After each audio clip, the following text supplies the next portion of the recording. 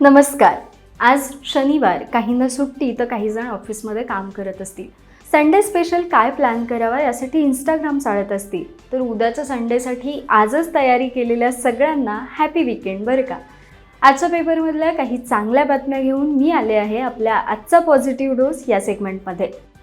तर पहिलीच बातमी अगदी सुखावणारी आहे. ती म्हणजे आशियाई क्रीडा स्पर्धेत भारताच्या नेमबाजांनी शुक्रवारी एकाच दिवशी 5 पदकांची कमाई केली आहे. याबरोबरच नेमबाजीत 2 सुवर्ण आणि 3 रौप्य पदकं भारताच्या खात्यात शुक्रवारी जमा झाली आहेत. आता एकूण 18 पदकं भारताच्या नेमबाजांनी कमावली आहेत. ॲथलेटिक्समध्ये सुद्धा कांस्य पदक मिळवत भारतानं आपलं खातं उघडलंय आणि महिला गोळाफेकीत सुद्धा किरण बलियाननं कांस्य पदकाची कमाई केली आहे. आपल्या वाळपईतील नामवंत कवयित्री व आयुर्वेदिक डॉक्टर अनुजा जोशी यांना धूतपापेश्वर प्रायव्हेट लिमिटेडतर्फे 25 वर्ष मानवतायाः सेवा सन्मान प्रदान करण्यात आलाय.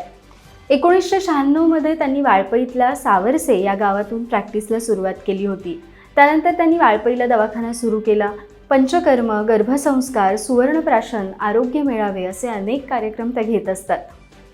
याबरोबरच तरंगिणी सांस्कृतिक प्रतिष्ठान, कला अकादमी गोवा आणि राजीव कला मंदिर यांच्या संयुक्त विद्यमानं 17वा पंडित जितेंद्र अभिषेकी संगीत महोत्सव येत्या ऑक्टोबरमध्ये होतोय.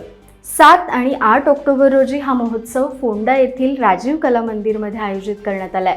आंतरराष्ट्रीय कीर्तीचे 16 कलाकार या महोत्सवात आपली कला सादर करणार आहेत.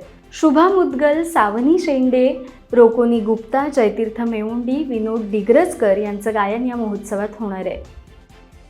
तर याचबरोबर तुमचं संडे स्पेशल काही प्लॅन असतील तर आम्हाला नक्की सांगा.